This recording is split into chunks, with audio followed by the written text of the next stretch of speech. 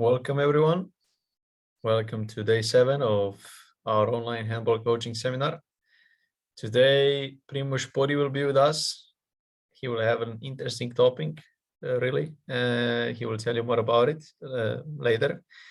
First, let's just go over the program like every day. Today is going to be just a little bit different than others. We will start in a minute or two when everybody else joins. Today's program, we will go just in the beginning. I'll show you a short presentation of Kranjska Gora, the place where it's very famous in Slovenia for training camps, also for handball and other sports. Then Primož Pori will take over. He will start his course for today. We will make a short break. During that break, it will be about 5 minutes, not more. Miran, he will take over. He will explain you some holiday opportunities in Slovenia. And during that time, you will be able to write all the questions about the seminar so far. And then Primož takes over again. And I think in 1 hour and a half, 1 hour 45, we will finish today's course. Of course, you'll have any questions, we will be able to answer them. You have a translator with you like every day, so just press the button if you'd like to hear Arabic language. Okay, after this video, we will start the course. Who's here is here.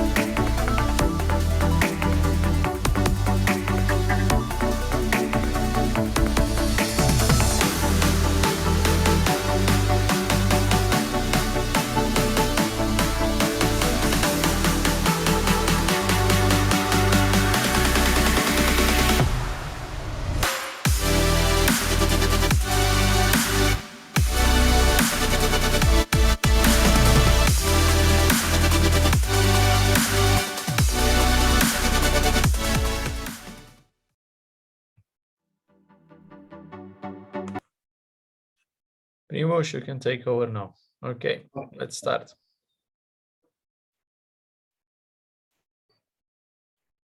Hello, hi, just a second. If I can share the screen.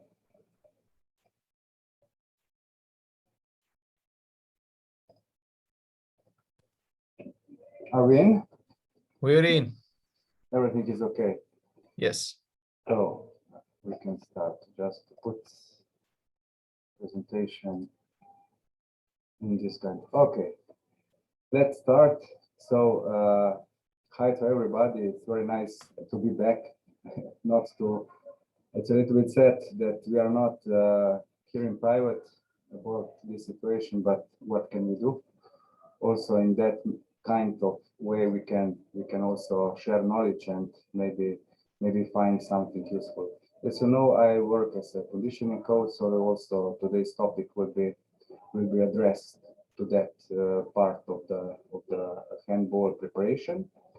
But today I will talk more about one let's say preventive topic that I find really interesting and important during my, let's say, 20 years of experience in that field. So each year we are improving our knowledge and trying to find different ways to decrease injuries in handball and to make our players healthier and with the highest or the higher performers as possible. And that's why I decided to present one topic that I explore, that I, let's say, have been exploring for 1 year now, and I have a good results in the field. So I also prepare a lot of different video materials so that I can also show you some exercise examples and also how I work, how this philosophy that I will present to you is done. And then I also prepared some some I think useful video material from the training session with the team and also with particular for one playing position more for pivots that I lately working with one player. So during my this theoretical part, don't hesitate to write any dilemma, any answer, any questions, and I will try to answer it. Camera better, and that's it. So the main topic of today's lecture is the importance of the proper foot alignment and strength in the athletic performance. Maybe you will wonder why I decide to talk about the human foot, but you will see later. So just give me a few minutes, maybe 5, 10, that I can slowly explain this philosophy of human body, one really unique system, and maybe after it you will be easier to follow the all exercise methodology and all this philosophy of training. I will start with some basic analogy, let's say, between humans and motor vehicles. So basically, as we know, we are all very different. Even though if we are all handball players, we are very different. So we differ ourselves with the height, with the weight, so with the muscle mass, with outer appearance, with some, let's say, other morphological characteristics and also motor abilities and so on. And similar is with the car. So every car has its own purpose. So we buy a small car if we want to drive into the city. If we buy SUV if we want to go off-road, and if we want to race, we buy a sport car. So basically, we are driving a car, but different time, different car.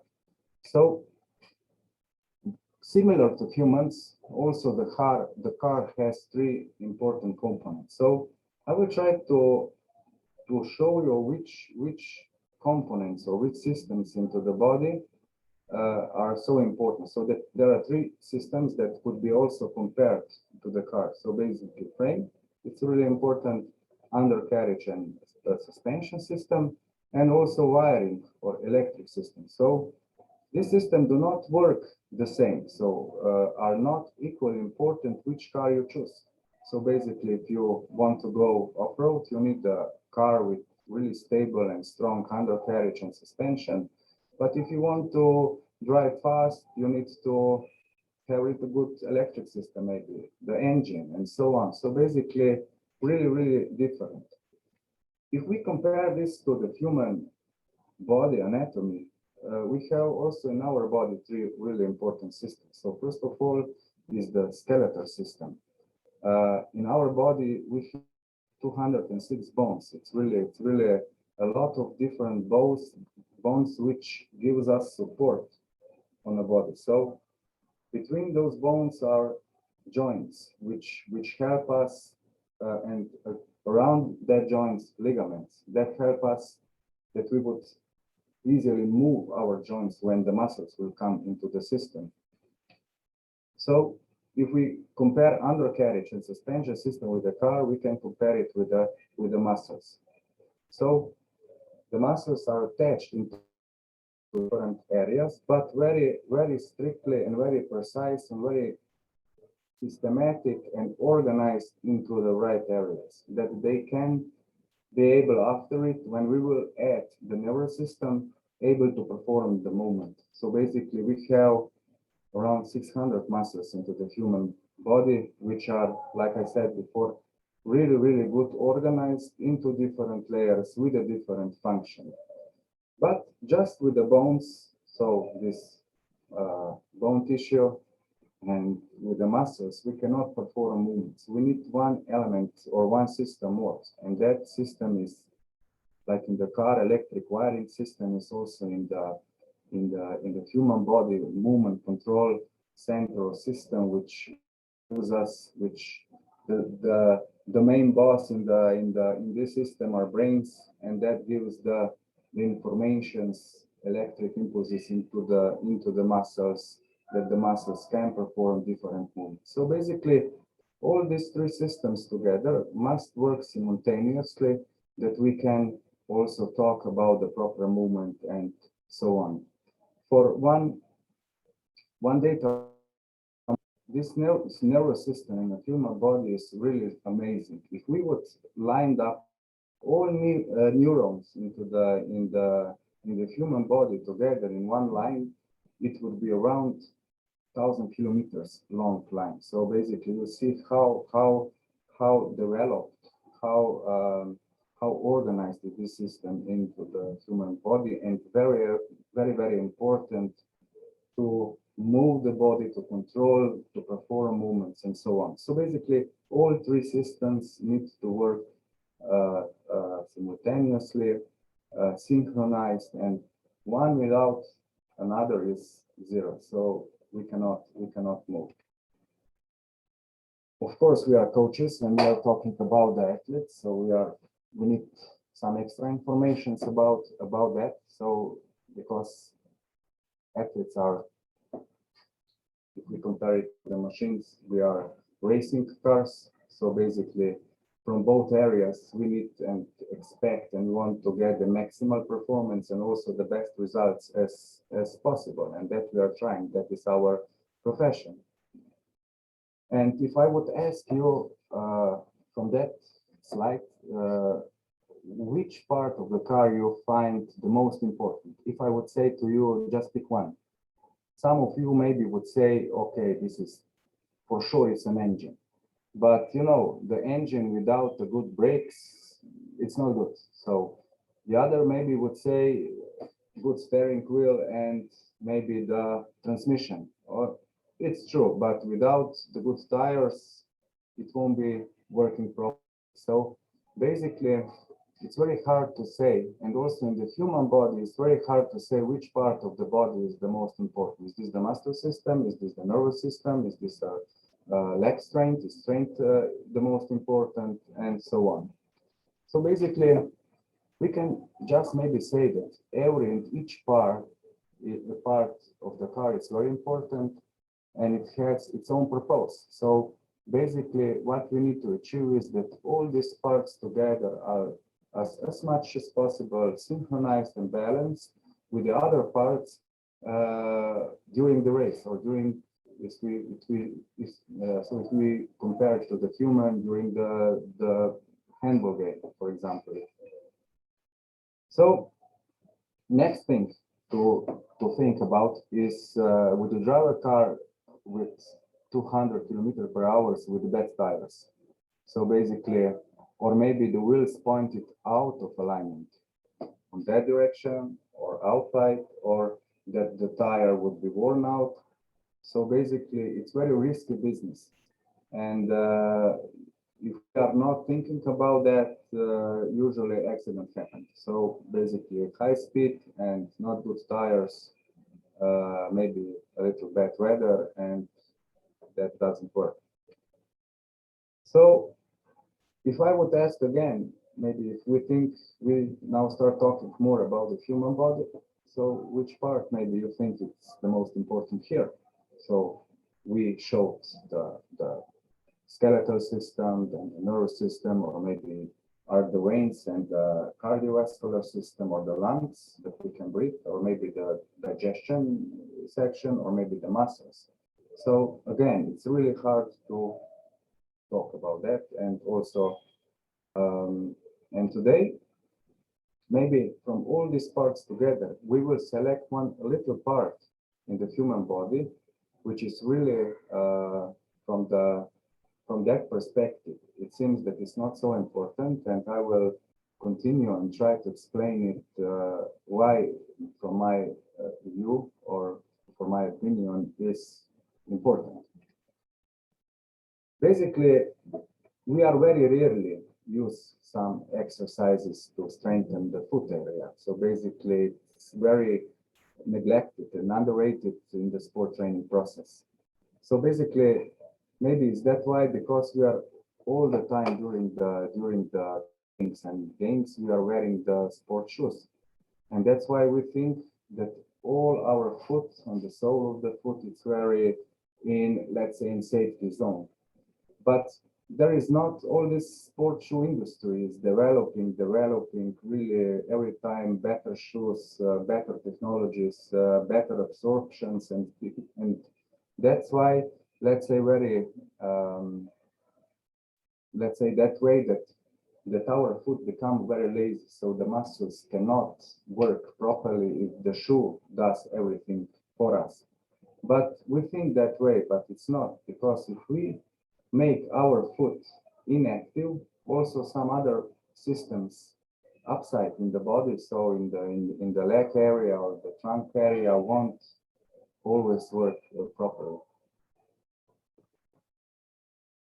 So basically, the foot is the key element in aligning the joints. So basically, if you are wearing the worn shoes, which are pointed on left side or the other side, that that angle in the bottom of the shoes will influence upper into the body. So basically, if the alignment here is not very, let's say, optimal, all this let's say deviations or maybe some compensation movement pattern or whatever will appear upper into the human body, because the skeletal system will adapt to the muscle system, and the nervous system will tell us informations, and they won't work properly.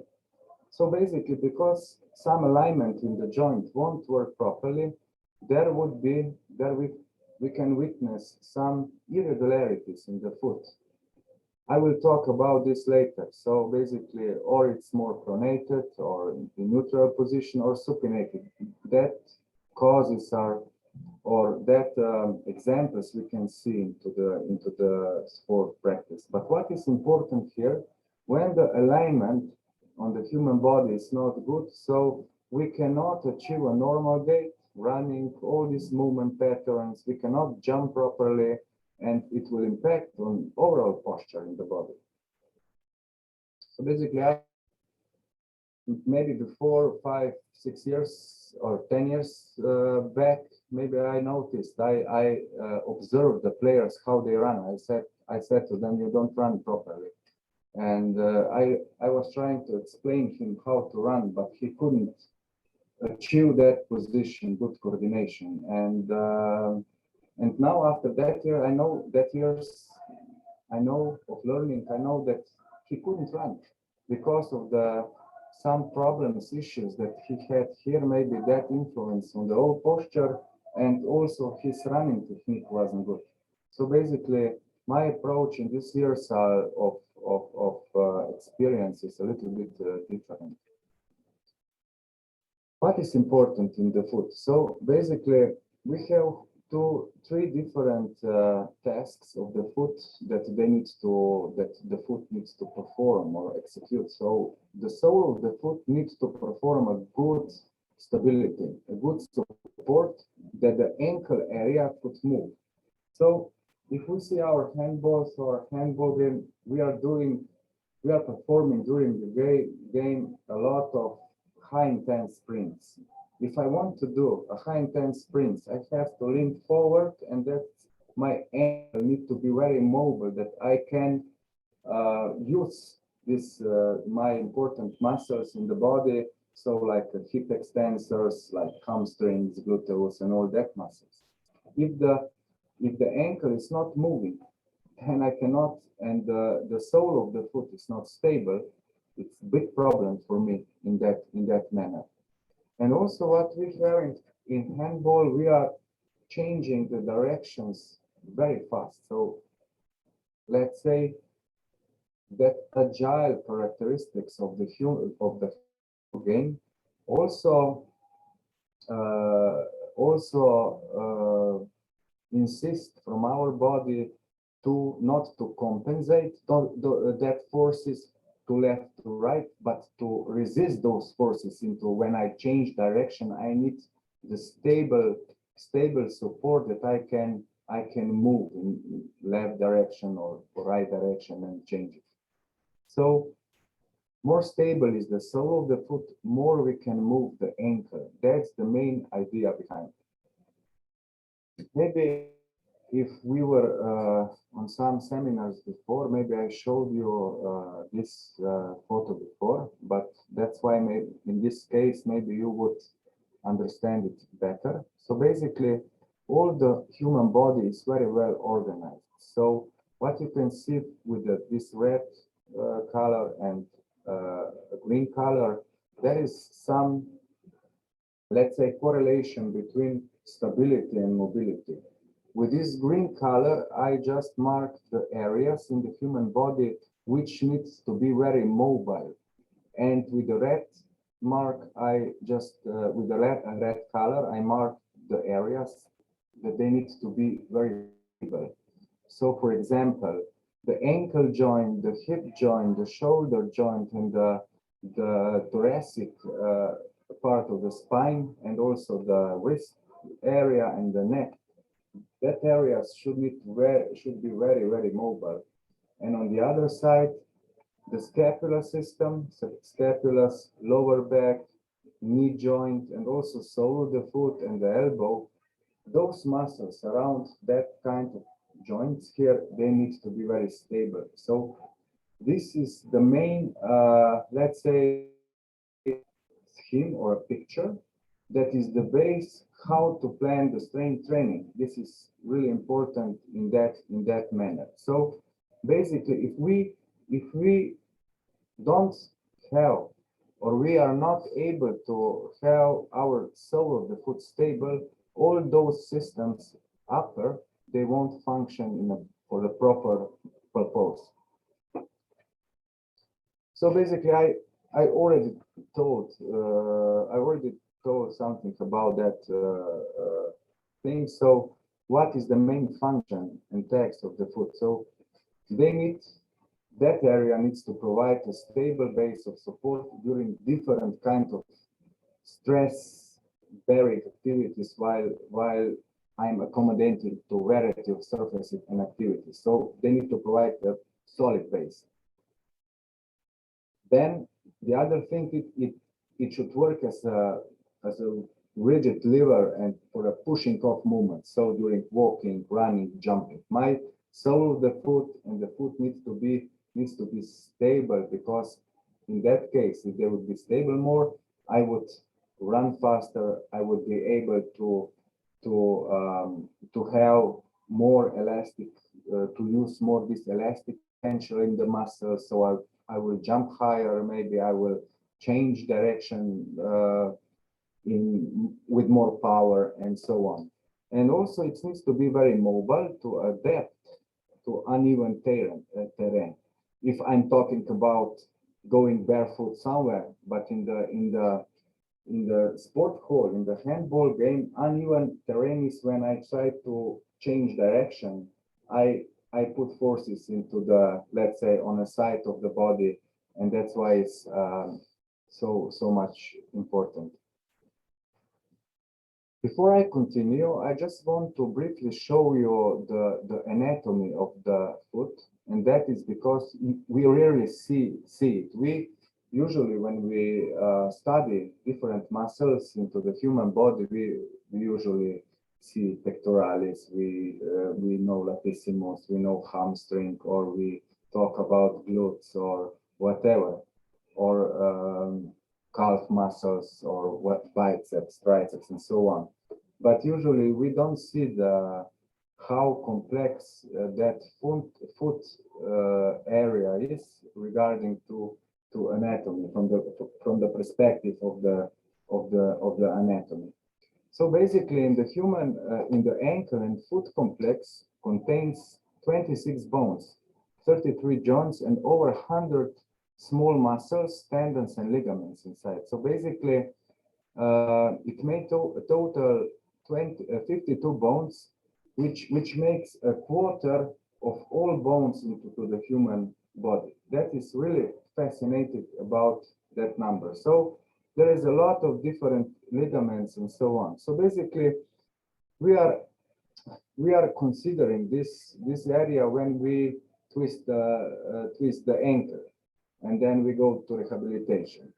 But today, when you will see how complex this system is, how many ligaments is inside, and also every twist of the ankle and every injury in the ankle also can influence also in the future how the ankle or the foot system will work. If it will be very solid or not, and so on. So every injury of the ankle is really damaging all biomechanic in the, or change the biomechanic into the foot area and ankle area and so on. So that's why is that thing really important.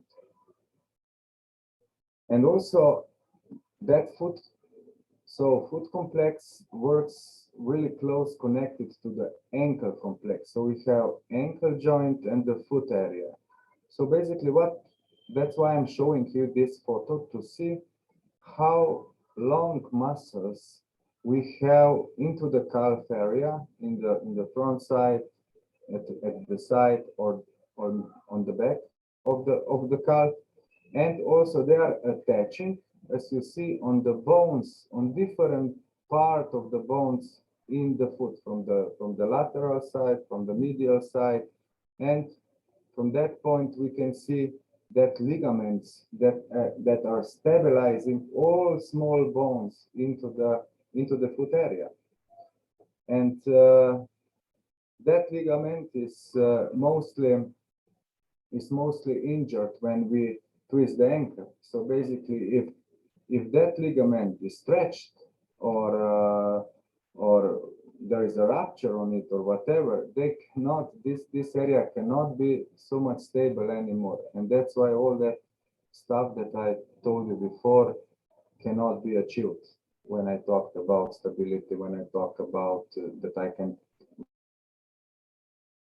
hard and so on. So because of that, let's say, because that system is organized like that, we have different movements into this ankle complex. What we can do: pronation, supination, eversion. We can do dorsiflexion, plantarflexion, and so on. So different movements. So as I said it at the very beginning, they are not the same. Also into the let's say morphological characteristic of the foot area, we are not the same. Even though we have maybe the same amount of bones, but maybe they are not organized like in the biomechanic way the same. What we often see in the foot area, we see mostly three types of irregularities in the foot. What we see, so we are very happy and glad if we have a normal foot position, so centered into the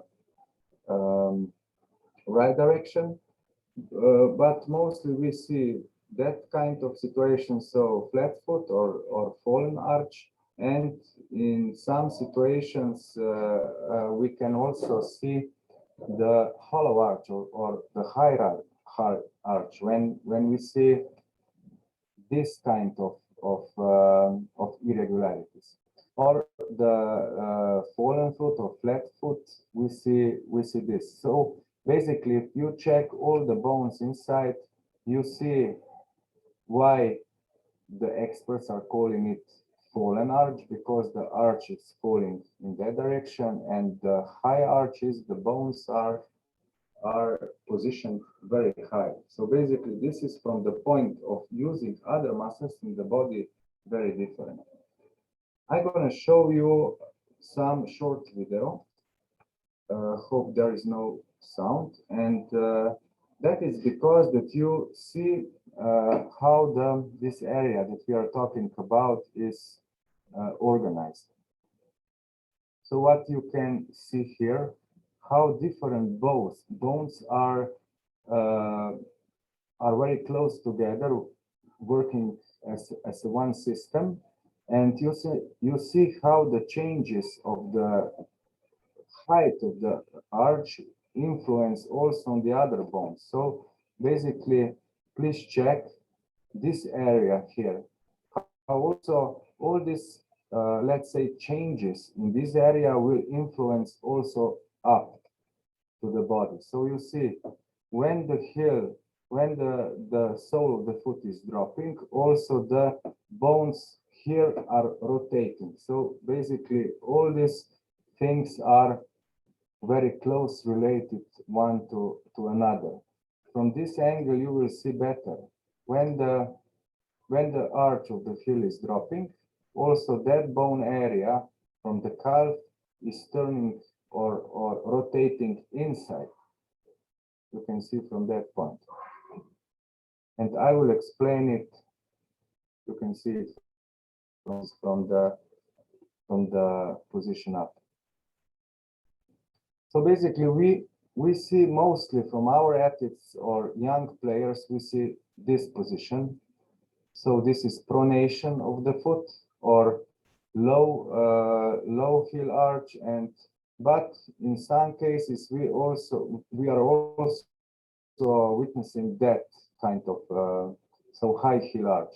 It's not so common, but this is also the other story, and maybe on the in some opportunity I will talk more about that. But this caused a lot of different problems into the running technique, about tendinitis of the heel tendon, a lot of different situations or conditions, and also in our club there are two players with such conditions. So there is a lot of help with the different technology of the support that and also there is a lot of different let's say overload injuries on Achilles tendon and so on. But today we are focusing more of pronation because we can see it more often into the sport life or in our players. So what happened? Like in the game in dominoes, when one tile falls, another is quick to follow. So basically, almost the same is in the human body. When the one muscle group or forms a compensation, another compensation will follow, and it's only matter of where and when. Basically, I explained it before. When the foot starts to pronate here, also the calf area will start to internally rotate, and also the leg and that bone here will start to internally rotate. So the compensation will start into the body. So one of the muscles group into different part of that body will compensate, will be overload, and one part, maybe outer part of the leg won't work so optimal, let's say, in that way. So no movement and also no movement dysfunction ever occurs in the body in isolation. So every problem what we are facing in the body is that, so there is not just there, but the chain of different reactions will start into the body. So we probably see this quite often. So basically, we can see one example of the good leg alignment, but we see valgus very often. Or we can see that kind of positioning. Maybe also in the football, we can see also many years of playing football can also result that kind of position and so on. So basically, talking about the valgus and the knee varus, but also in this pronation syndrome case or the pronated foot, usually because of that, let's say, domino effect in the leg, all that principle will follow on different joints. So basically what I need 180 degree angle here, when I start to flex the knee, I get 145. And that means that one structure and the knee is overloaded. So that's why different problems occur in the term of overload injuries. So the cause and consequence. The cause here, so the pronation of the foot, so drop heel arch will rotate knees inside, it will drop the pelvis tilt, so we will lose the good alignment into the body. So these are all the let's say the situations that can be caused, that could be caused by pronated leg. So we are facing Achilles tendinitis, pronation distortion syndrome, patellofemoral pain syndrome, knee valgus, IT band, hip impingement, low back pain, and all other things. So basically, the player is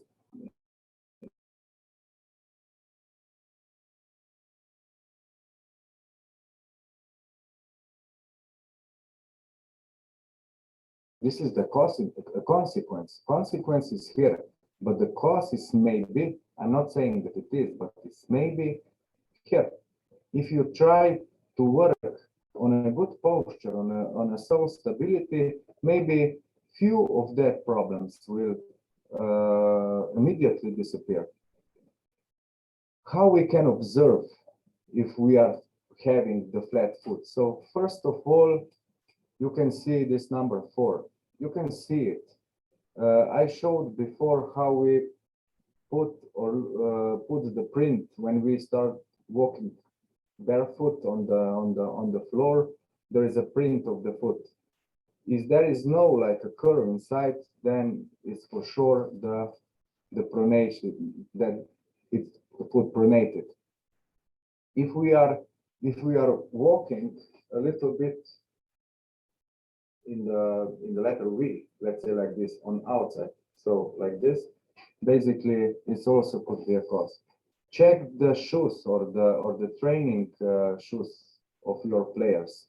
If they are worn out on one side more, it basically also can be hidden reason. So internal knee rotation, you can see it here how the knees are not aligned, but they are, and patella is not working properly in the front part of the leg. So this could be some, let's say, diagnostic tools when you can use when you observe the athletes and maybe start working on that area. Okay, let's say that it is enough theory, and let's be more practical if we. So I will focus more on pronation on the foot, and maybe it's time to do a short break, and we can use it for the questions, and then I will start explaining and showing you video with the exercises what we do if we facing that situation with our or that situation with our athletes. So few minutes break, and please ask if you have questions. Okay, guys. Miran, you can take over now. And during that time, while we have a short presentation about Slovenia, please write all the questions in the Q&A sections, okay? It's going to be easier for Primož to answer them. We already have 6 until now, so you're doing good. Great. Thank you, Matic. Do you hear me? Yes, we hear you, we see you. Okay. You can Hello, start everybody. the presentation. Hello, everybody. I hope you're doing great time with Primož tonight. I would just like to take this opportunity to welcome you to our lovely country, Slovenia, and to give you some opportunity to start thinking about also not only for sport training camps in Slovenia, but also maybe some of your holidays with your family. So in Slovenia, you know that we are a small country and we have a very diverse country geologically and geographically. And from seaside to the flatlands, we have only 150 kilometers to 300 kilometers. So it's very easy to reach all the points in Slovenia. And from Slovenia, you can have a really great starting point to see big and lovely cities like Venice, Salzburg, Budapest, and Zagreb nearby to us. So in Slovenia, you can choose a variety of accommodation for you and your family holidays. Especially in this Corona time, a lot of hotels and new kind of accommodation were built and refurbished in Slovenia. And just to mention few, like from 5-star hotels in seaside, like Palace Hotel, or the new hotel near Bohin Lake, or Lashko, you know quite well, most of you. Like a spa area, it's very, very, known in Slovenia. We have a lot of spa areas with a lot of spa and wellness facilities. Very famous in Slovenia, it's let's say not is, but glamping resorts. It's kind of a new style of camping with more glamour and more modern style in the nature, near the lakes, near the rivers of Slovenia. Plus, you can choose also with choosing accommodation on the farms, villas in the nature, in the countryside, like Tuscany style or very alpine style or farm style, with very good offers and kitchen and food and hospitality, to apartments and houses. You can rent all villas, houses in the local style, built like you see this one in flatlands in Prekmurje, or in with a very nice view to the Alps. So it's quite easy, and basically we can help you with all this to choose the accommodation that suits you most. So then we can provide you with the itinerary and transportation. And then you explore different places every day, from food to, especially now we are become very famous on getting a few Michelin stars restaurants in Slovenia. So you can choose from homemade local farm food to the Michelin stars, restaurants. Of course, our hospitality will do all the package great. So, and some short video of what you can experience and do as a holiday activity in Slovenia.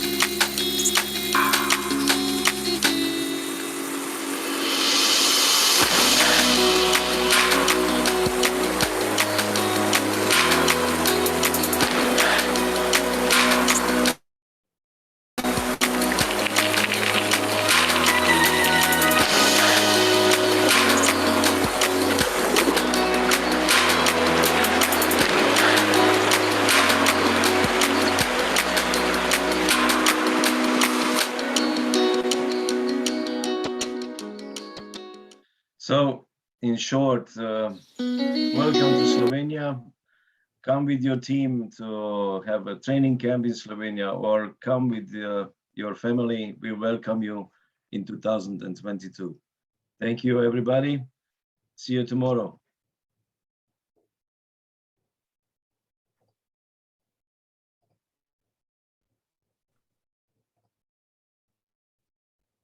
Are we back? Yeah, we're back. Pretty much we can see you. We Okay. can continue. I have seen here some questions, so maybe some comments. So I don't understand. So maybe it's what you meant by that. So basically, if you want to ask, I can explain if there is one single questions in George or Musa.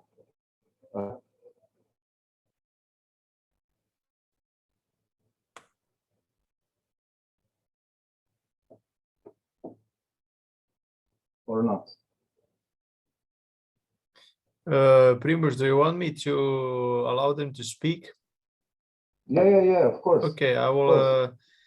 Maybe I can answer it, and then we can continue, because I see here there is a many of the we can get lecture. Yeah, you can get everything from here. Whatever I will show to you. Also, you can use it for the training. Okay, I will allow now Inam to ask the proper question now.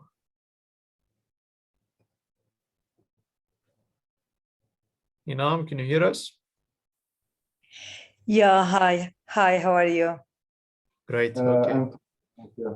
No, I'm agree with the doctor. I said all the part of our body it's are important, because but it will be under the nervous system. Yeah. And many and also I agree with the coach and doctor.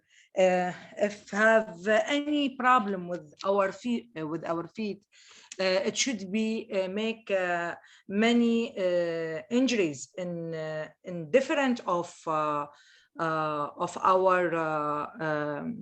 muscles or parts, especially the upper. And I will said, if we walking, if we have a problem with the walking mechanism, so it will have also many injuries. So that's what I want to say. Yes, it was a comment more than a question. So I completely. Yeah, it's not questions. Sorry. Everything good. I completely agree with that. So that's why I'm researching different parts. So I was also thinking there may be a lot of different things come from the pelvis, but I realized that when I do the proper hip mobility, then also pelvis is getting better. So basically, it's not just in the anterior or posterior tilt, but all the muscles around the hip area influence. So I start working on hip mobility, and everything get in a good line. So that's why I'm also talking that, but maybe it's not always the reason the pelvis.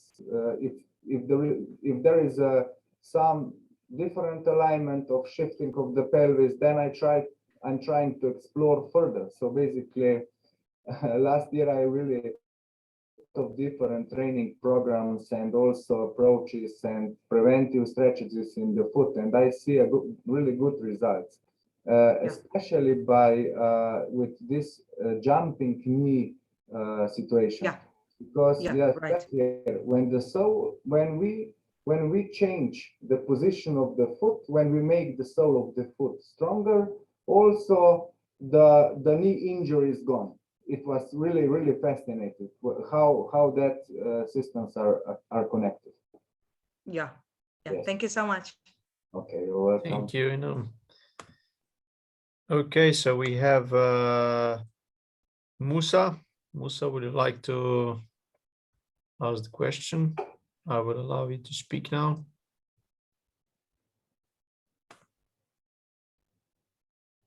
Okay, Musa, can we hear you? Yes. Hi. Hi.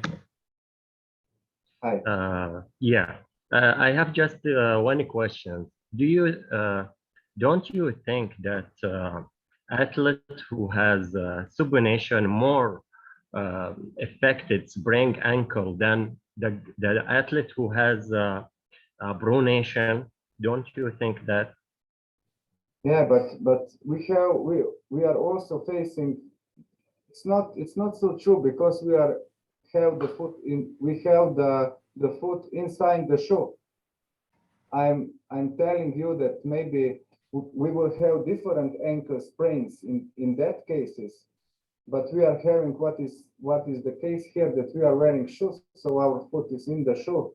But when you jump, when you usually that injury happened when we step on someone's leg, or in handball is specific. When I go into the jump shot, I try to land and I break it. So basically, it's not like this. If I would have a very severe pronation, then also the knees would go like this. So basically, I think it's not so correlated with that. And yeah, and one more question about the pelvis. About the pelvis, did the pelvis, I'm talking about IR and ER, internal rotation and external rotation. Is this affect the feet also? The pelvis, of course, it affects. But if the, I will show like this. If the pelvis is rotated like this, that means that I cannot perform the lateral movement so well. Basically, this part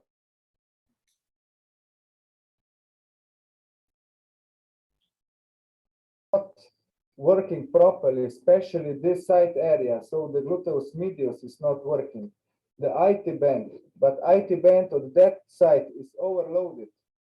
But in the case of like this, in the case of pronation, when the femur is internally rotating, then in that case all these hip flexors and adductors are more tight when this happens, when the vagus happen. So again, if femur is internally rotating and the knees are coming,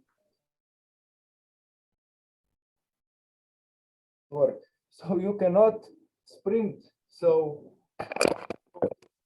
or you cannot sprint, or you cannot changing directions. So this lateral movement cannot be performed so well, especially in one direction. And that one side of the body becomes so tight and the other side is loose.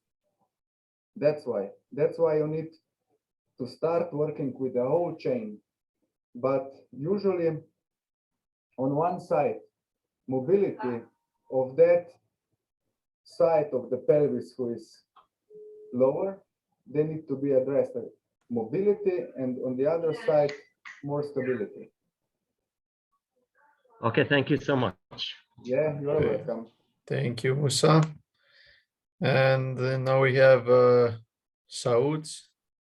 Primož, can you can see the answer of Let's question. go one more, and then I will continue, and we will talk more at the end when I will show the exercise.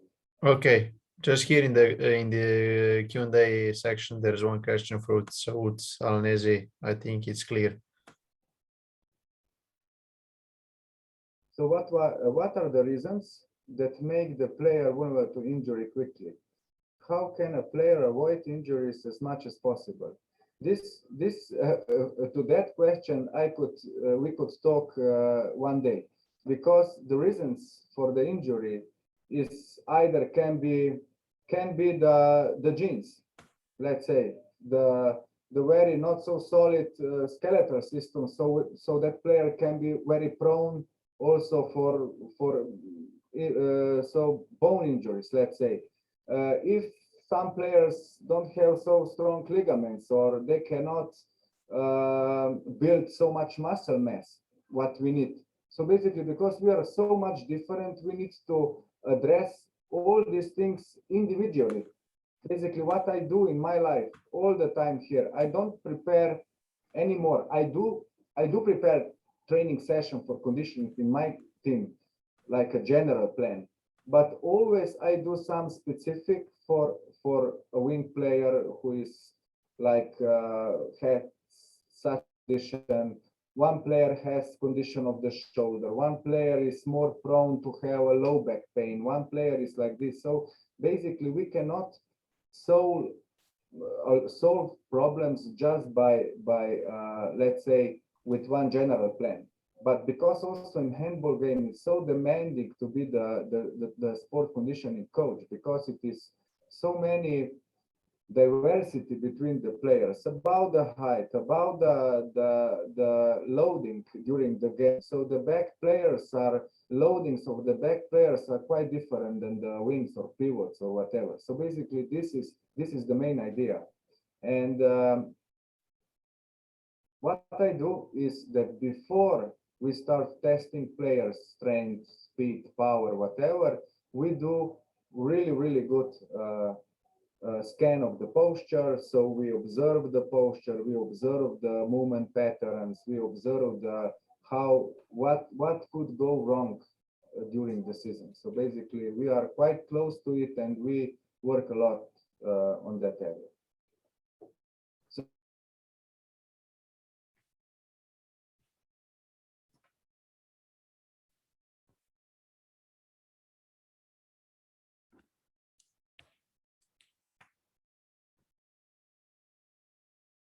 Late also on the seminar. So now I will talk about that compensation, and I was telling you about what could go wrong, and let's now see some steps how we deal with that condition. So first of all, in that condition we have to find and release overloaded soft tissue. So like I was trying to explain before, so if there is some compensation, one part of the body is overloaded. If we want to put the body or the bone system back to the normal alignment, we need to release, to inhibit that overload tissue, overload muscles. Then we need to improve flexibility and joint mobility. These are the first step in training. Then we start to improving movement patterns, and then we go to strength and power and sport specific movements. So we always do like this. We are specialists for the strength and conditioning training, and in the term of correcting some movement patterns or correcting some compensatory movements or some irregularities, like here, we always follow these steps. And in the case, in the foot pronation, so I will show you precise corrective exercise approach. So basically, soft tissue therapy. So basically foam rolling and all that variety, I will show videos on it. So we need to address peroneus, tibialis posterior, gastrocnemius, biceps femoris, vastus lateralis, and so on. So that muscles we need to address in the term of relaxation. We need to improve mobility of foot evertors, those dorsal or plantar flexors, knee flexors, which are usually tight in that condition, also hip adductors and flexors, and also in some cases also abductors. So the movers who are moving the leg outside.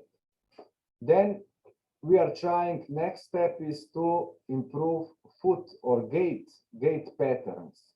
Then we use special exercises to strengthen the sole of the foot.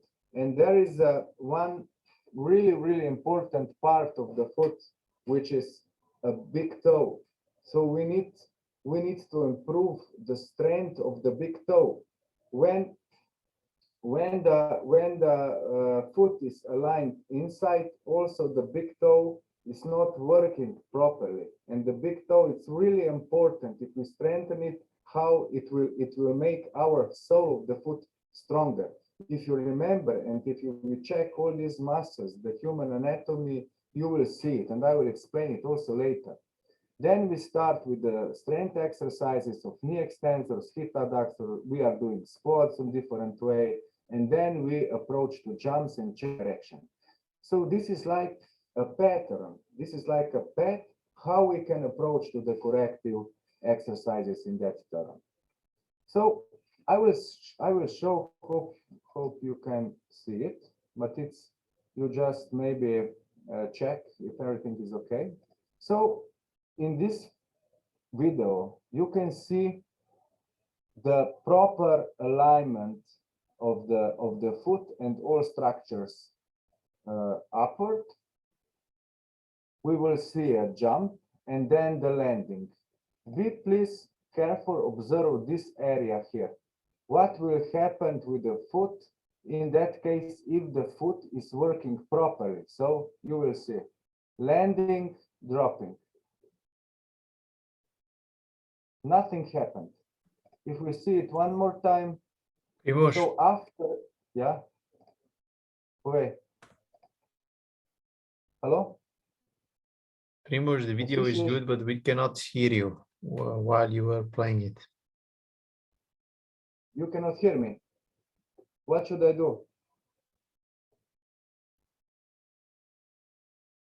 What should I do? What it?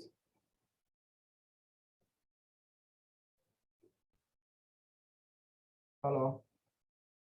Can you hear me? Okay, they said they can hear you. It's okay.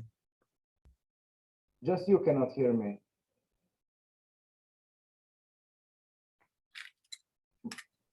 Matic? I don't know. Can you hear me? Can you? Yes, it's okay. It's okay. We can hear you now. All good. You can hear me? Yes, all good. Okay. So also when I presenting the explaining the video, you can hear me. This is important.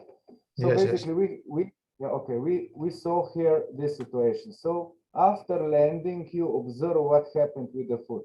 Foot stays on the spot. So, but in this case, we can see what happened. See, the sole of the foot, because of the pronation syndrome, is stressing the foot inside. So the big stress is coming on the knee joint. What you can see here. So just before landing, the foot is not stable, and we can see that situation. So basically, what we had done when I was preparing this video material, by the way, I had shown that presentation on the also our camp in Slovenia for handball coaches, and it was really well accepted. And because we are issues also here, and when I was preparing that video, I collaborate with some coach who has this pronation, this thing in the leg, so the situation in that alignment in the leg, and I just taped him. So I worked with him 45 minutes just the way to make this video, and I will show after this practice or this video session what happened after. So before and after video, I will show it again. So just one more that you remember, and after presentation I will show you how it ends when we finished.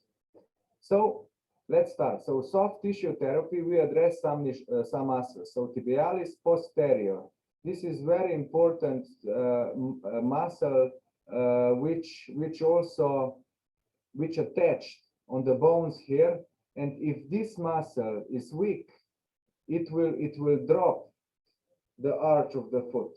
So basically, weak tibialis posterior is also it's always, and it's often we can see it in sport when the power is necessary. So in the power sports, when a lot of jumps, sprints, and that happened. And then peroneus area are tight. So the peroneal muscles are on the side of the calf. So here are some examples of these exercises. You see, we usually roll the calves with the foam roller like this. But especially if we want to trigger, if we want to come directly to that important muscles, we need to use like smaller equipments, like smaller balls that we can put a lot of weight on a small amount of the space there. So basically, this very hard are very used to do it. It's very useful to do it in that direction. Or maybe we can also roll the side part of the calf, or maybe we can do it like manually. So we need to press a little harder that we address that muscles. Then the other soft tissue therapy should be done to biceps femoris and hip adductors. So I know that you are aware and you know this anatomy very well, and I don't need to explain so briefly, so I will continue showing you video. So again, what we need to address is not the whole lateral hamstring, not the whole hamstrings, but biceps femoris. It's very important. So only the maybe lateral side of the back side of the leg. This is a good example how to relax or how do the soft tissue therapy on hip adductors. So basically, if you put the bench like this and try to roll it that way and try to surge the muscle and relax it that way. So you need to address very specific areas to relax this overloaded tissue. Then there are two more muscle groups that you saw into this table that I shown to you.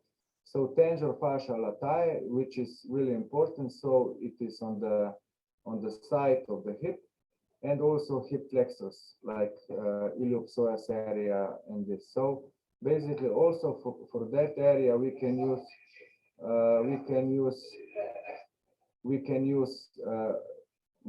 balls, very hard, solid balls to go deeper into the tissue and relax it.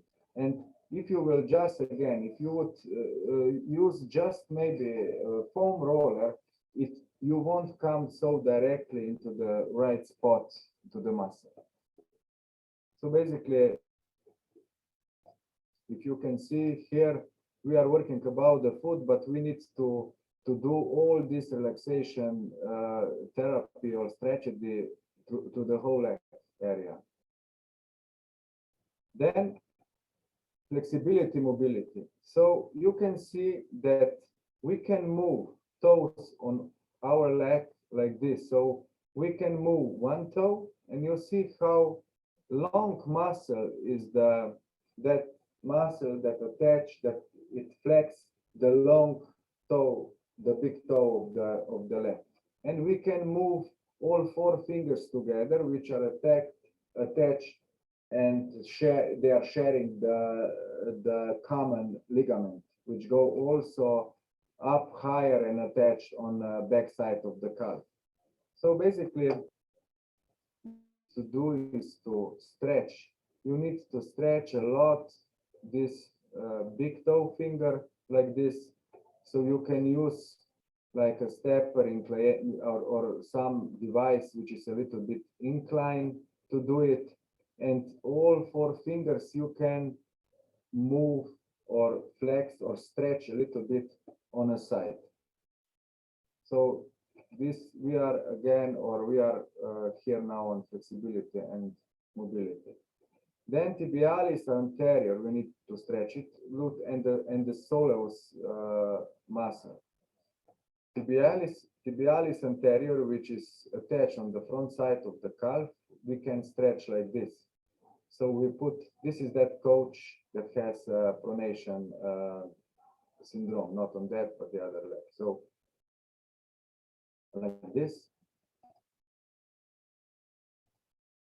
we can use also the rubber band. So in that case, that it will fix the heel down, that I can move the soleus in front to move the knee in front, or I can use the inclination like this. It's also good because when you are on the floor, it's maybe harder to use that approach. So maybe a little inclination, you put leg like this, and you get immediately a good angle. So if you would do it on the floor, maybe the angle won't be so good. Gastrocnemius and hamstrings, I will just show you some approaches. You know it, so we need to stretch this long muscle here.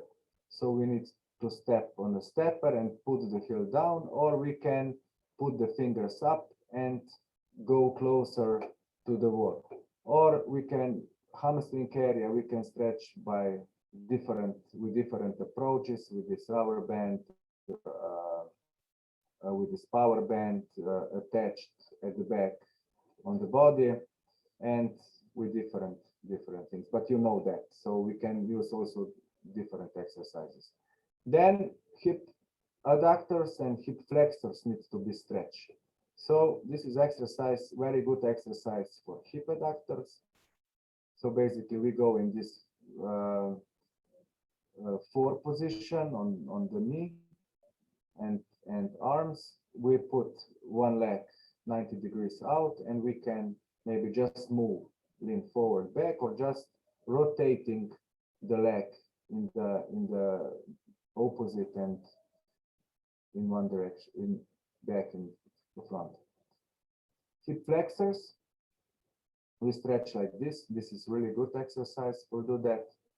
So basically, it's very hard to do it. You can see the pronation here. It's very hard to perform it maybe on the floor because of the balance and flexibility, but if we put the bench here, it could be very useful approach also for the healthy players when they need to stretch hip flexors, so this area here. Now I will go, so the number 3, when we go with this bullet, so number 3 was movement patterns and gait exercises. It's very easy to, he needs to restore new bad movement patterns and change it to good ones. So basically he needs to begin from the start. And also some exercises, walking like this, as it could be seen here. So on your toes, or you go walking on your heels. So this will stretch all area posterior on your back. So it will stretch gastrocnemius, it will stretch hamstring, it will stretch gluteus, and so on. You can walk on the outside. So wait, this will stretch all this peroneus area that we addressed also before. And you will see in the exercise that it follows how he's not able, he's losing the balance because of such instability in his ankle. I will show just few examples more, that I won't be too long. You can watch this video later. So this is really high, walking on the toes. Then you put some arcs or a line, and he needs to go straight. Then he's side walking. Then you can put the power band around the toes, and you walk on a side of the sole of the foot, or you walk on the fingers, whatever. So all these exercises are strengthening this area. Some more examples. Yeah. This is really good exercise when he tries to pull himself in the way in front, just with the toes. So pushing. So he's flexing the toes, and that means that he's activated the whole sole of the foot. Some more. We can witness here some movement patterns. You can start to rebuild knee flexion, lunges, like such kind of movements in like airplanes in that directions. Sorry, I have sound on. So he needs to rebuild, and he needs to activate, he needs to remind himself how to activate the sole of the foot. That's why you need to perform also a lot. Do, for example, in my case, I work with the first team in Slovenia. So we have 6 to 7 trainings per week. So maybe during the season, one training, I always one first part, like warm up area, one time per week for sure. I do that. They do that exercises that they are performing all warm up barefoot, and I do different kind of such exercises. You will see it later. Now the strength. This is the number 4. So basically, we need to strengthen all these pronators, supinators in the foot in different way. This is the exercise how we strengthen the tibialis posterior. So we need to attach the elastic band 45 degrees, and he is trying to pull the elastic band inside, or maybe that kind of exercises. This is also good for warm up before the training and so on. You can see this position now. Check what the sole of the foot is working. So flat, high, flat, high. That's why this is important. So the flexors of the big toe and all 4 fingers are performing the movement and making more strength into the sole of the foot area. This exercise is quite interesting, and if you would observe it very, very precise, you will see the movement. So the player or the coach in this case, he will try to lean forward towards the wall, and he will try to touch the wall with his chin and go back. But he will try to be as straight as possible and try to break only with the toes. So all force is coming here. He is trying to break this force in front only with the toe. You can see it here, how all the calf is working, but we are not raising the toes. You see, that's why, because all power, all these long ligaments which goes in these directions is trying to squeeze, to flex, and to control all body. Just be careful on the area. You will see how the side of the calf is working. You can do also by that. So all breaking point is coming to the. It's very focused to that area. Now you can see. Okay, let's start the video again. See the positioning of the foot. Yeah, big problem. If we step, this is not the good position of the foot. So in that position is his foot normally, if not standing here. But you see, if you are using incline, you see, you get alignment. Now the alignment is good. Alignment is bad. And that kind of alignment we have if we have a pronation in the normal situation. So the balance is bad, but you can see it here. So now go it opposite. You will get a good alignment, and you will get a good angles. Now he is able to perform and align all joints. sorry. This is also a good exercise for that. So pushing the feet on a side and go on a toes. You can also use two rubber band or these elastic bands and go inside. Step on your toes and go inside. All the sole of the foot will work. You can try it at home. Try it to do it 3, 4, 5 days in a row, and you will see the effects. These are basic exercises for gastrocnemius. So going up on your toes or for the solar system. So when is bent. So this is like very, very normal. And here is the idea, the next idea. So basically what I use, I put bumpers or two mats, one close to another, and I challenge players to step on it and trying to perform exercises. That area in between that you can see it here, it makes player very aware how to use the sole, the finger muscles and the sole of the foot muscles if he wants to perform exercises. He has a pronation problem, so you can see it how his patterns are very bad because of the lack of mobility and stability in the ankle. You can see the player, the coach here, which has a very stable foot. You can see it. It's very stable. It's very unstable.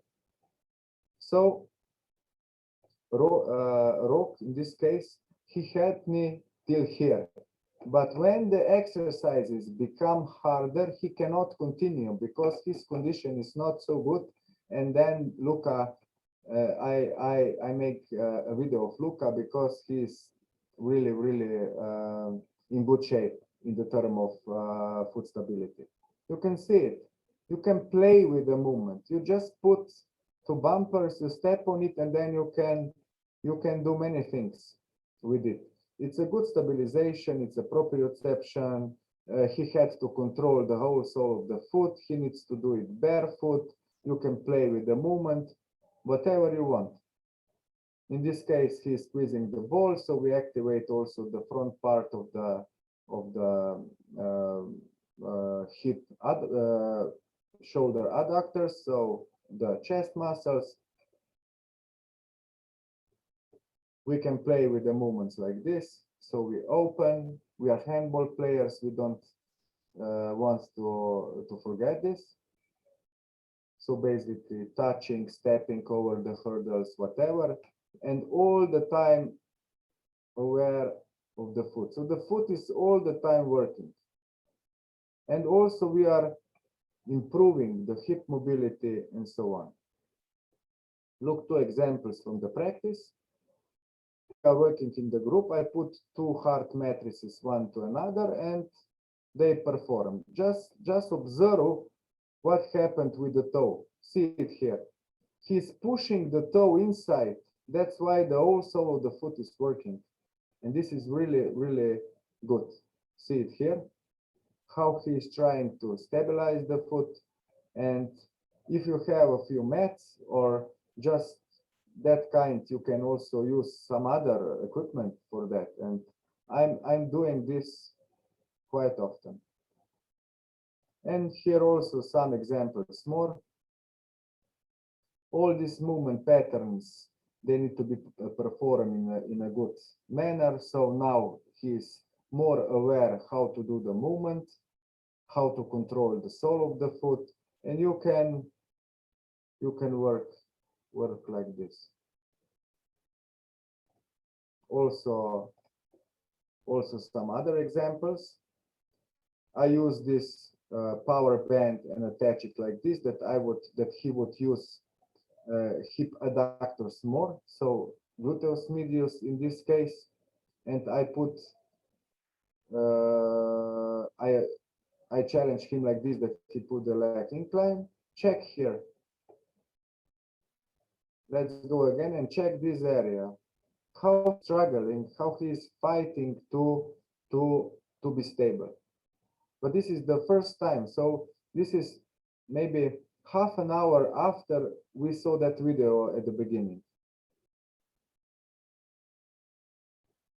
Single leg squat, again, incline and performing movement. Incline, that's why, because I want to get the good alignment. Also here, you can see he is not struggling so much, but if I would put him on a floor, for example, he wouldn't be able to perform this exercise. I will show one example more. So different kind of single leg RDL activities.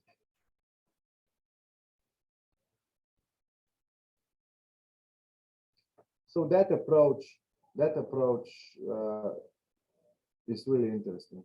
If you will try it, you will see it. And then the power and plyometrics. I will show you a few examples. So now, when we address all the muscles and the strength, we can start with some more explosive movements, like this.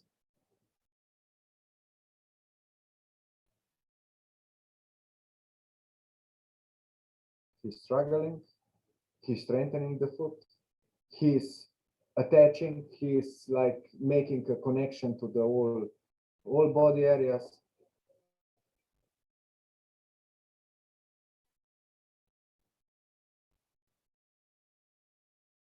And also when the players are in good shape, this could be a preventive training for strengthening all these small muscles into the foot area and ligaments and so on. See it now?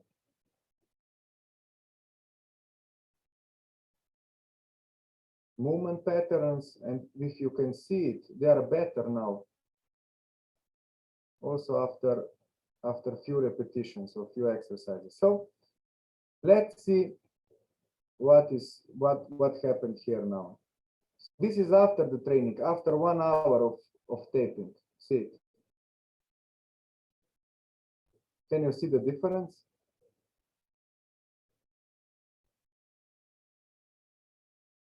See, in this case, from the beginning, if we observe the movement, we can see that the arch, that the heel is still dropping in a little, but when he was landing in the time of takeoff, the sole of the foot is more stable.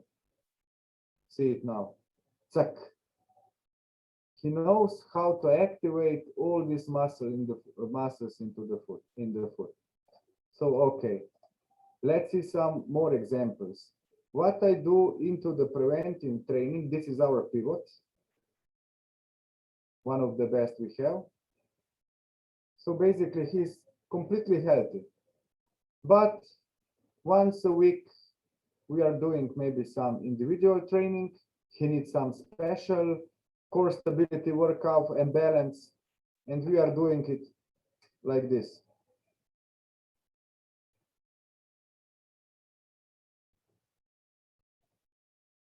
Some more exercises. So the whole body, not just the ankle, the whole body, core stability, shoulder mobility, shoulder stability, core stability, all systems in the body are working at the same time. But also, in this case, let's say the support is smaller, the area of support is much smaller, and also we are at the approach to stability. Some more.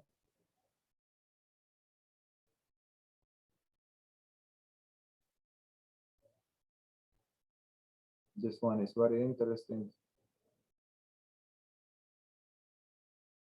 So that kind of balance and stability we need. He is performing maybe some basic exercises with it. I can put it also in, I'm using it in the warm-up before serious lifting. some of these exercises that are really good for warm up before strength training. With some more examples here. So here you can see this exercise that I had shown you before on that photos. Here is important. So he's breaking all his weight just with mostly with a big toe. I put the elastic bands here, so he's pushing the legs outside into external rotation, doing anti-rotation with elastic band and pushing movement up. So basically the whole body is active. Okay. And now, for example, how I do it that preventive training with the team. So that was the training, let's say 3 or 4 days back. Yeah, in Tuesday, I think it was Tuesday morning, because in the Monday we had a strength training, then in the afternoon they had a handball training, and they come to my session next morning. So they were a little bit tired, and that's why I want to do such activities before another strength training. So you can see it like this. I will show to you. You shouldn't look at me because I'm not so well prepared for demonstrating, but they can perform much better than I. So I put here, you can see 18 players.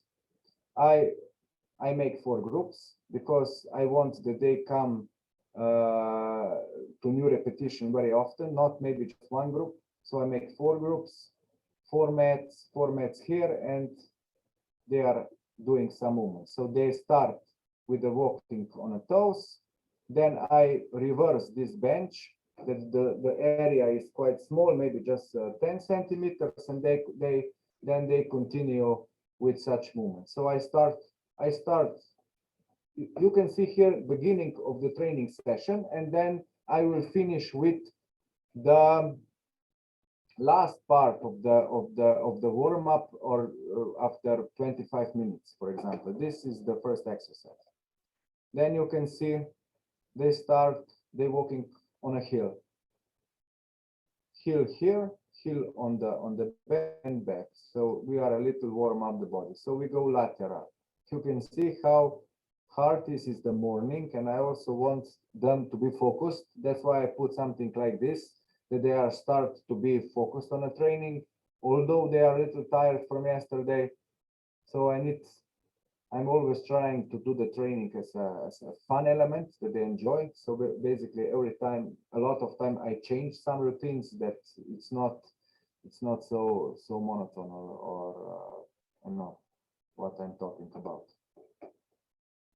Just go through the other side. Now you see we are walking backwards, so a good balance. And I put this exercise that they are pulling themselves just with the toe. You can see that player, they are really trying. That our goalkeeper is a little bit lazy, doesn't want to train, but you can also see here a good examples of it. Let's continue. So I start with I'm combining mobilization of the hip. What I said, it's really important with such exercise. They are challenged that they are just moving the hip without stepping down for a few times, grab the small weights, and they go with lifting the weights up and trying to perform the hip flexion with the movement. So basically step a little on the toes, try to stabilize the whole body. This is really good exercise for them for warm up, for developing balance, stability, and all that thing. So basically, and they finish with another leg.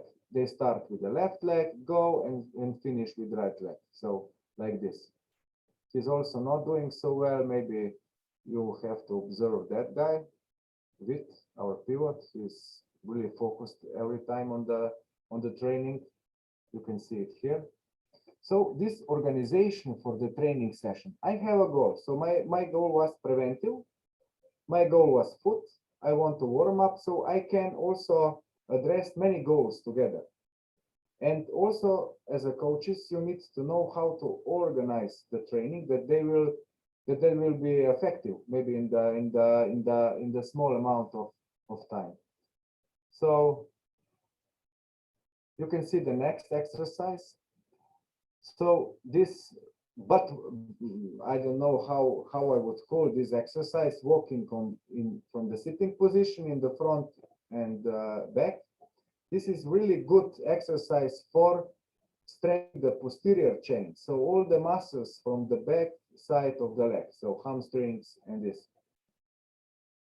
So this is also the different movement and so on. So basically, this is the first part. And the next part of the warm up is a little more intense. You can see I use some core stability exercises, but in between some other exercises. Yes, I will just put the sound a little down.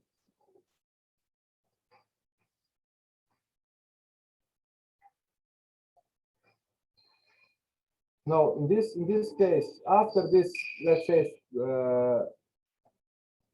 15 minutes, I ask them to put the shoes off, and then we start with the last part with more intense part of the workout. And now the warm up part, I just roll benches in the right position, in the proper position, and then they perform more explosive movements, and they're addressed and trying to be focused in that manner. So like this. Thank you very much for your attention, and that's it. I think I answered, maybe I explained this idea, how to strengthen the foot and why the foot is so important also in our sport. And also maybe from my examples, you were able to see my way of thinking and maybe how I put this philosophy into the training. So thank you very much. If there are some questions more, so I will answer. We will say goodbye. Thank you, Primož. Thank you. We have just, I think, 3 questions now in Q&A section.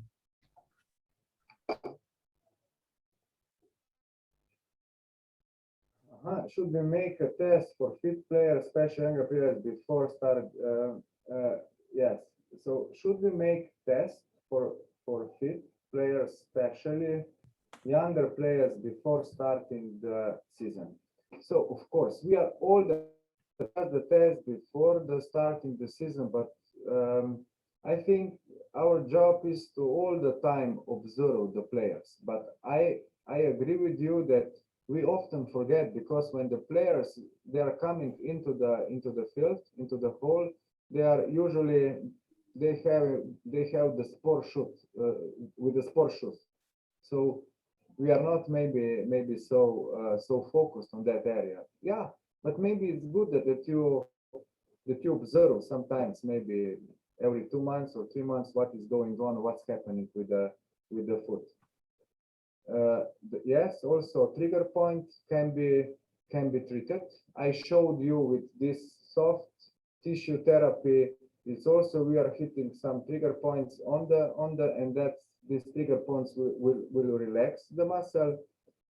If it is same, I think with the yeah, it could be done also with the socks, of course. You don't have to be you don't have to be barefoot, of course. Okay, thank you. Thank you, Primož. Just one more in the chat. Ahmed just translated. Chat. Chat. Yes, you can trigger point. After preventive and therapeutic exercise, does the player leg return to normal? Yeah, that it's also a interesting question, because if we catch the player very soon after he's young and we start working on a more stable foot, then that foot will be stable. But we need to continue working. This is a process that but after, when we start activating the foot, we will more be focused also when the foot will be into the sport shoes. We will know how to activate, how to use the big toe to activate it. But also, for example, that coach started this therapy at that training, as you saw on this video, and after he had very severe Achilles tendon pain for maybe 2 years, and when at the time during the time he was working on that exercises, the pain was gone. But then after 4 months, he forgot, he said, I didn't do it anymore, and the pain returned. So maybe in that chronic situation, you will need to address it more usually, more often, especially with the older players, when after playing handball for 10, 12 years, 15 years, that leaves some consequences also, someone in the shoulder, someone in the back, and that's why I think it's also bit. But usually, if there are some small irregularities, it can be done by that easily. He will understand the movement better.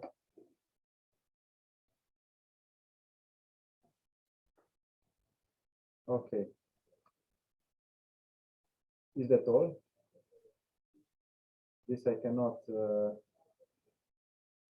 Just a second, maybe Ahmed can translate it.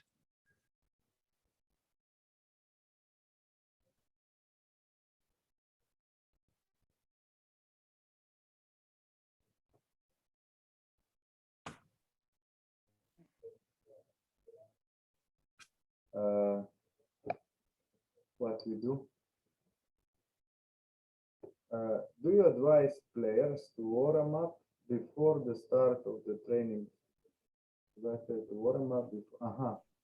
Yeah, I think I know what is the question. So if you remember, I was explaining to you that I have a general plan, but for each player I prepare something unique for him. Maybe something unique for him in the term of some injuries or preventive, or one area which is maybe not so good. And all these activities individually they do before. So one is doing 3 exercises for a shoulder joint. Some of them are straight, doing some mobility exercises because they are maybe more tight, and this could be preventive for them. Some of them are doing some core exercises, especially goalkeepers, pivots before. So I would suggest to approach individually. So in that case, if I understood the question well. Okay.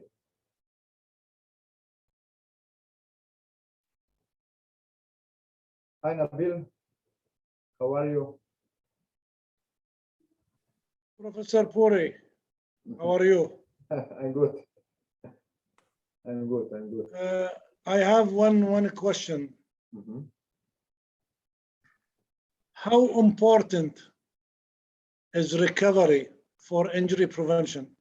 Oh, very, very important. Maybe it's much more important than the training itself, because I am following also that recovery literature for a while now, for a few years, and sleeping, good food, proper food, not just a good food for good taste, but proper food that it gives you all these minerals and all ingredients that you need, and the fluids, not just water, but proper fluids with electrolytes, and these are 3 very, very important elements. But there is a saying that you can use supplements, you can use a good training, you can have 5 training coaches and be professional and so. But if you sleep 6 hours, you it's a waste of time. This is really a very strong message. So basically, we don't have any control to our players after they leave. Usually, we don't have it, so we don't know what is going on during the night. How do they sleep? If they are having a good sleeping habits. But again, we are also doing some courses for the players, especially here in Celje, because every year 8-9 players is new in the team. So every year we have to start again with persuading them. Please start doing this. Go early into the bed. Do this. Drink magnesium before sleep because it helps to that you will sleep better and so on. So really important, because if your body is not recovered, if your body is not fresh, also your nervous system, your muscle control doesn't work properly. That's why the injury, you are not dealing with a high concentration, you are not aware, and in this situation also often injury occurs. Thank you. Corey. Thank you. And I have to say that you are one of the great lecturers we have in all our courses in Slovenia. I'm sorry, we are sorry, the whole world is sorry that this year we could not be there. Hopefully next year, this course, and instead of being online, we will be there and see more work in the field. I'd like to thank everyone for coming tonight. The final night is tomorrow, and please, for the certificate, the name in the certificate, the way you wanted, please check with Matisse and with Ayman. Professor Pori, always a pleasure, always good new information. We're looking forward to see you in Bahrain in November. Yeah, thank you very much, and kind regards from my side. It's always a pleasure, and hope to see you in private next year, but not in the lecture room, but better in the hall. Where yes, and Miran will make sure that it will happen. Yes, okay.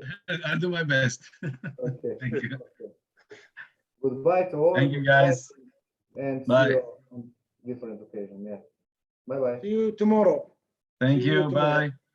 Thank you, Bye. Matisse. Thank you, everyone. Guys, thank you. Thank you. Bye-bye. Bye.